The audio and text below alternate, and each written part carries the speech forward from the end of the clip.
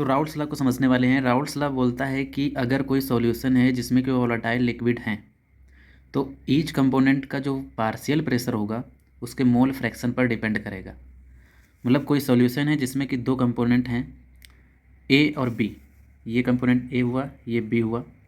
अगर इसका mole fraction x ए, B component का मोल फ्रैक्शन एक्स बी है, इसका प्योर प्रेशर जो होगा एक मॉलिक्यूल्स का पी नॉट ए और बी वाले का पी नॉट बी है, तब जो इनका पार्शियल प्रेशर होगा P1 और P2, P1 ए का पार्शियल प्रेशर, P2 बी का पार्शियल प्रेशर।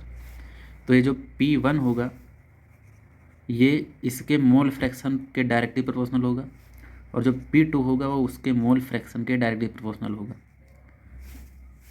डाल्टन ने बताया कि जो पूरे सॉल्यूशन का प्रेशर होगा वो इनके पार्शियल प्रेशर के सम के बराबर होगा, P1 प्लस P2। हमें पता है कि P1 एक्स ए पर डिपेंड करता है, तब P1 हो जाएगा उसका प्योर प्रेशर और मोल फ्रैक्शन। ऐसे ही P2 हो जाएगा उसका प्योर प्रेशर और मोल फ्रैक्शन। तब डाल्टन के अकॉर्डिंग जो टोटल प्रेशर होगा P टोटल वो P1 प्लस P2 मतलब P not A X A plus P not B X B. तो राउल्ट्स लॉ के अकॉर्डिंग जो पार्शियल प्रेशर है प्रत्येक कंपोनेंट का उस सॉल्यूशन में जो कि वोलेटाइल नेचर के हैं और उनके मोल फ्रैक्शन पर डिपेंड करेगा। इनके अकॉर्डिंग जो सॉल्यूशन है वो दो कैटेगरी में डिवाइड किए गए, आइडियल सॉल्यूशन और non ideal solution. Ideal solution जो कि राउल्ट्स लॉ को फॉलो कर रहे हैं, मतलब वोलेटाइल हो, उनका प्रेशर जो है मोल फ्रैक्शन पर डिपेंड करे।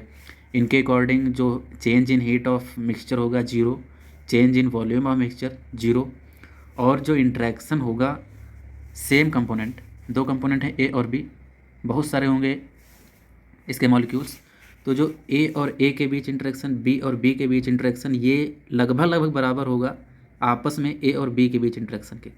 नॉन आइडियल में बताया गया कि ये राउल्ट्स लॉ को फॉलो नहीं करेंगे, मतलब उनका जो वेपर प्रेशर वोलेटाइल नेचर के शायद हों या ना हों, अगर होंगे तब उनका जो वेपर प्रेशर है वो राउल्ट्स लॉ के अकॉर्डिंग डायरेक्टली प्रोपोर्शनल नहीं होगा उनके मोल फ्रैक्शन के।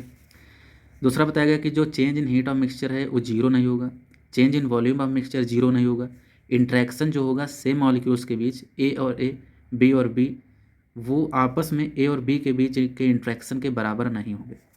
नॉन आइडियल सॉल्यूशन जो कि राउल्ट्स लॉ को फॉलो नहीं कर रहे हैं, ये भी दो प्रकार के होते हैं, एक जो पॉजिटिव डेविएशन दिखाएं, दूसरे जो निगेटिव डेविएशन दिखाएं। पॉजिटिव डेविएशन दिखाने वाले वो सॉल्यूशन होंगे जिनका वेपर प्रेशर ज़्यादा हो, जैसा कि राउल्ट्स लॉ में प्रेडिक्ट किया गया। नेगेटिव डेविएशन वालों में उनका वेपर प्रेशर कम होगा अकॉर्डिंग टू राउल्ट्स लॉ, जबकि इंट्रैक्शन में जो आपस में इंट्रैक्शन होगा मॉलिक्यूल्स के बीच, ए और ए, बी और बी के बीच, वो ए और बी के बीच के इंट्रैक्शन से ज़्यादा होंगे। मतलब जब वो बाइंड करेंगे अपने अपोजिट लिक्विड वाले मॉलिक्यूल से ए और बी, उनका इंटरेक्शन कम होगा ए और ए, बी और बी से मॉलिक्यूल्स के बीच। वही नेगेटिव डेविएशन में ए बी के बीच इंटरेक्शन ज़्यादा होगा से मॉलिक्यूल्स के बीच के इंटरेक्शन से। तो हमने राउल्ट्स लॉ समझा कि जो वेपर प्रेशर होगा या जो पार्शियल प्रेशर होगा वो कंपोनेंट्स के मोल फ्रैक्शन पर डिपेंड करेगा। डाल्टन ने बताया कि जो टोटल प्रेशर होगा इनके पार्शियल प्रेशर के सम के बराबर होगा। राउल्ट्स लॉ के अकॉर्डिंग सॉल्यूशन दो टाइप्स के, आइडियल और नॉन आइडियल। नॉन आइडियल भी दो, एक पॉजिटिव डेविएशन दिखाने वाले और एक निगेटिव डेविएशन दिखाने वाले।